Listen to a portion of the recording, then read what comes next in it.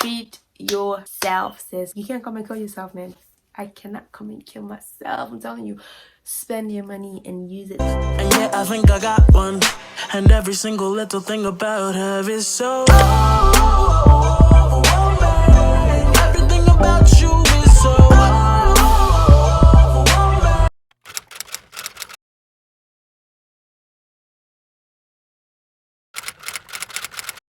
Hey y'all, welcome back to my YouTube channel. So you got Ashley with the C. If this is your first time seeing this pale face, welcome. As you can tell by the title of this video, today I'm going to be talking about money. So today I'm going to be talking about budgeting and finances and giving you guys some money saving tips that will be helpful, especially as college students. If you're still in college, I'm still in college. This is technically my last semester. I'm finishing in August and I'll be graduating. So as you know, college students, being in your 20s, we all know that money can be an issue. It can be stressful. You know, on one side you feel like you need to have everything together in your 20s. I need to do this, I need to do that, especially being on Twitter and seeing what all these other people are doing in their 20s and comparing yourself. We all know comparison is the thief of joy. Why am I out of breath? Anyway, I had to learn to stop comparing myself to others when it comes to, honestly, in any category, to be honest, whether it be finances, relationships, or whatever. I'm renting now. What I was trying to get at is that it can be tough being in your 20s and dealing with finances because, you know, half of you feels like you need to have everything together and have all your goals met, and the other half of you feels like, well, I'm only in my 20s, I can do whatever, or let me live my life, whatever the case may be for you.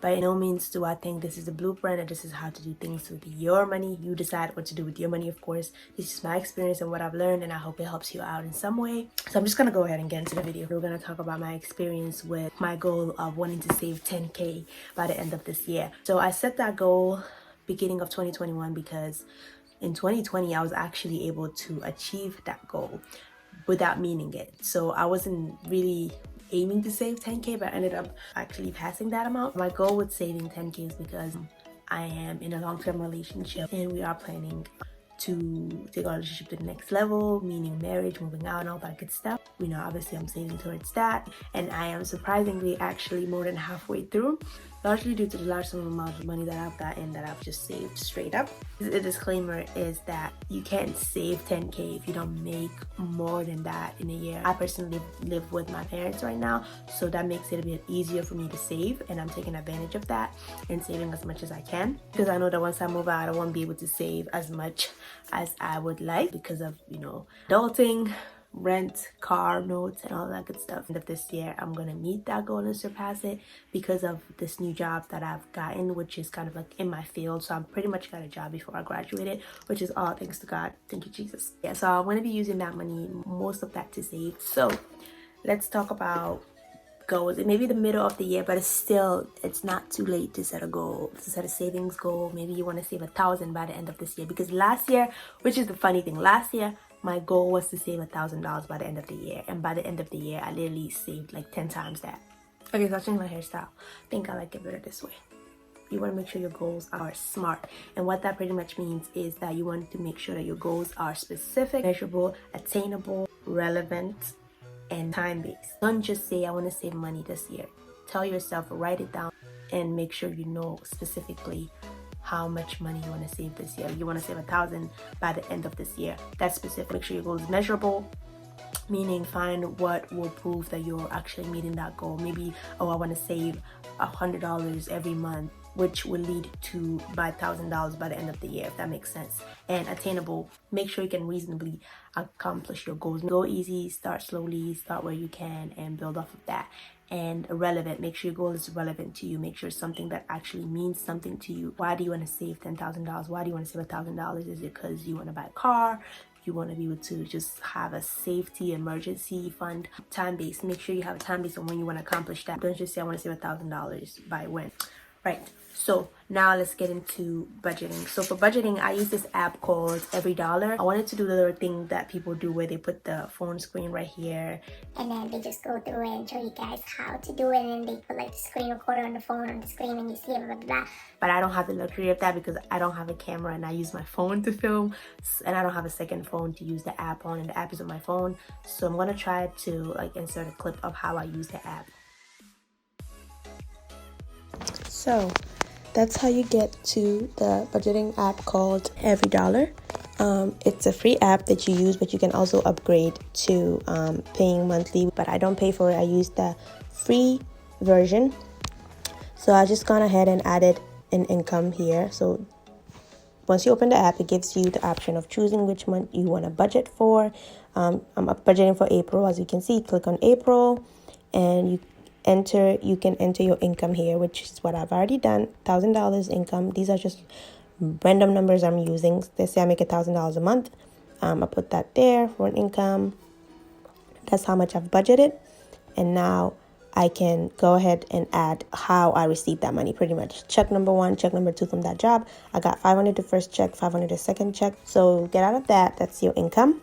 Now these are all the favorites that I've already picked from the list and different sections in the budgeting app. There's one for giving, saving, housing, transportation, food, lifestyle, insurance, and tax, and debt. So I've picked a favorite from each category, as you can see, and I've saved it, and so it shows up here as favorites, and I just go to them and budget how much I want to spend on each section or each item. So I already budgeted $50 for giving. I budgeted $400 for savings. I've budgeted $100 for investment, $70 phone bill, $80 auto, to get gas and groceries. Let's say I budget another $50 here. It's gonna show that I'm $50 over budget right there. So I'm just gonna have to take some money out of another section. So let's say I bring this down to $50. Now I have $0 left to budget because every dollar has a home. So when I spend money, for example, if I spend money on going out to eat, I have to enter that transaction quickly. Let's say I spend $25 on going out to eat. I put that there, whatever restaurant I went to, maybe Chipotle. I save that, and so it takes $25 out of the $50 that I budgeted, leaving me with $25 that month to spend on eating out. And that's how you do it for each section. You click on it, you click right there to change the amount of money you want to budget for that section. You can click on here to change the name of that section, and you click on that item and add a transaction to just keep up with your budget. I also forgot to mention that if you click on the little circle right there, the little colorful circle, it shows you your income, the amount you've spent so far of that income, and what you have remaining. So we've spent $450 of our $1,000 income, and we still have $500 left to spend. And if you scroll, it gives you a percentage of how much of your income you spend in each section. So I give 5% of my income so far. I save 50% of my income. I spend 7% of my income on housing, 8% on transportation, and so on. So that's pretty much how I use this app. It's pretty easy, pretty self-explanatory. I hope that was helpful to you guys. Most of us have heard of Dave Ramsey. If you haven't, you should read his book called Total Money Makeover, which actually contributed a lot to me getting on my savings journey, or helping me stay on it and be mindful about financial literacy and being financially stable and all of that. So I would totally recommend that book to anyone. I want to give you guys some money saving tips. So the first money saving tip I would say is to have a side hustle. These are not in any specific order of importance or anything like that. I have a list, and I wrote notes on, For me, I babysit. I've been working with kids for as long as I can remember. So when the opportunity came for me to stop babysitting, I took it up. And then I also have an organizing business called Order Out of Chaos, which I am eventually planning on launching and doing full-time or more consistently.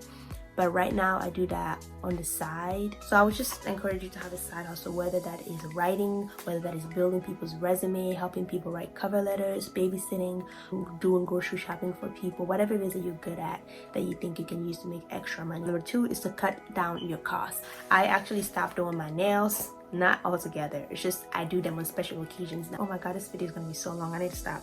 You don't need to get your nails and toes done every 2 weeks. I actually did my own hair. Like, I don't know if you can tell or not, but I did this myself. I literally learned a new skill doing my own hair, all because I'm on a budget. On clothes, I don't need to buy clothes every 5 seconds. I realized I didn't need to buy clothes every time I had an event. I can literally just wear something from my closet. You know, I don't have this, well, I'm starting to let go of this need of having to wear a new outfit every time there's a new event so that I can take pictures. Like, it's not every time buy a new outfit. Sometimes just wear what's in your closet.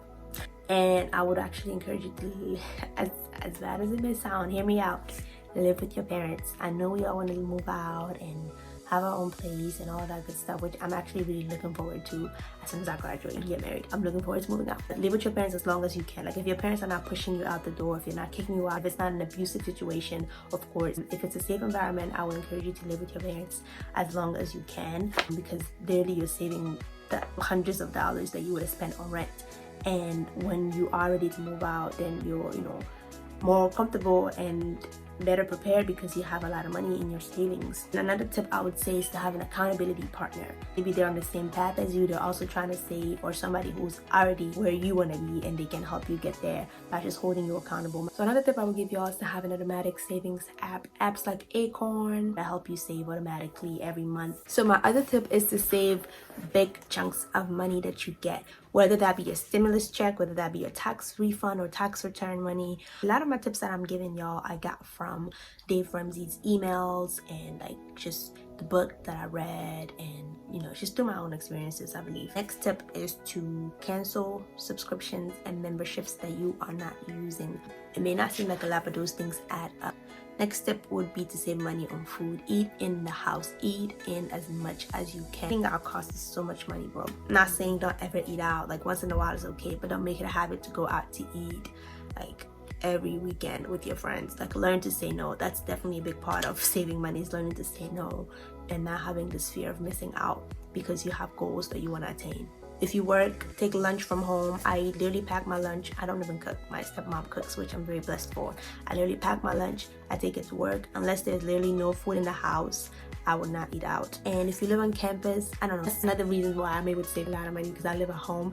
I wanted to live on campus, but I realized that was just gonna cost too much money, so I ended up just sucking it up and living at home. And yeah, I don't regret it because I ended up saving a lot of money. Next tip is to stay away from debt if possible.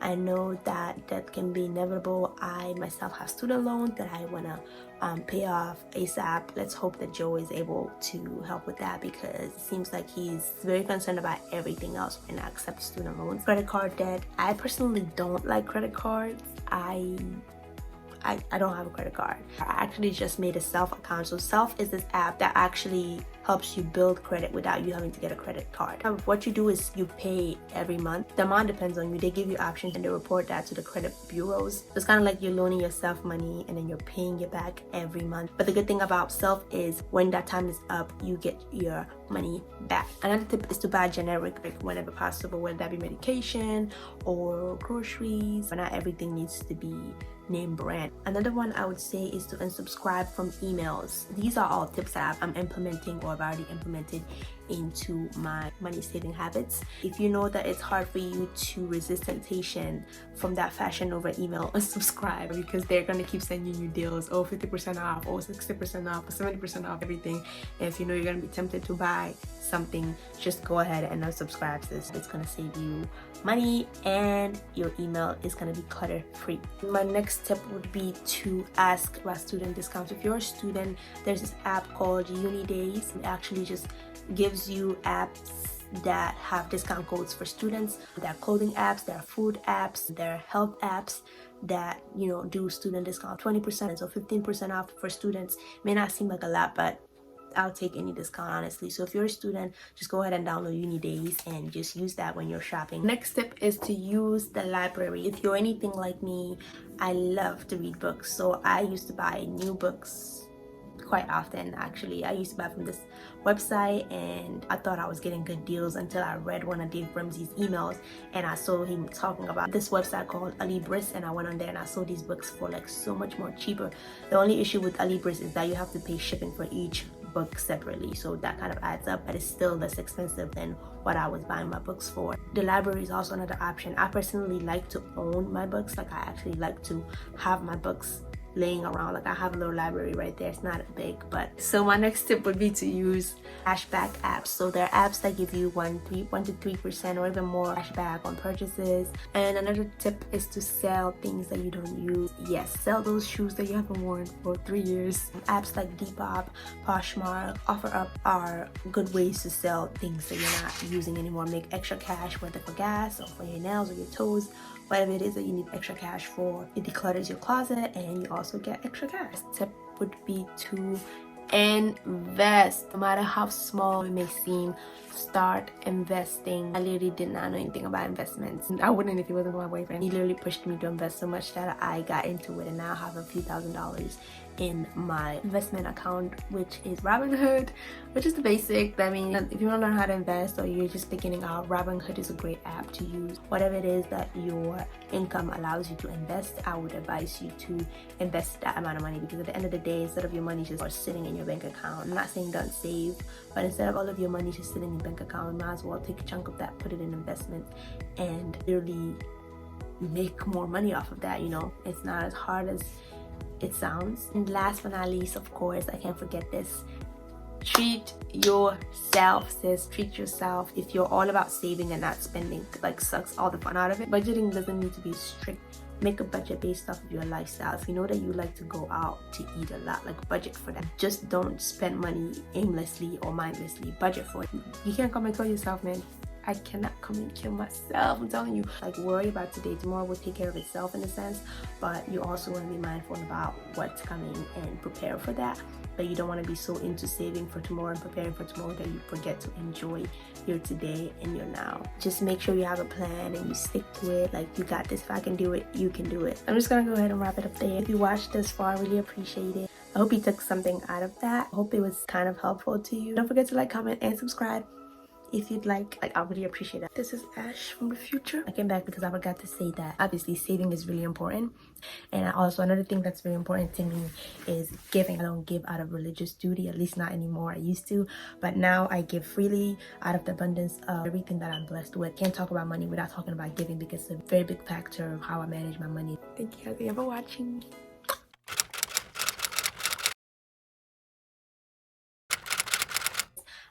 I think, what's that app that oh crap, I forgot the name of the app. It's on my phone. I'm filming on my phone.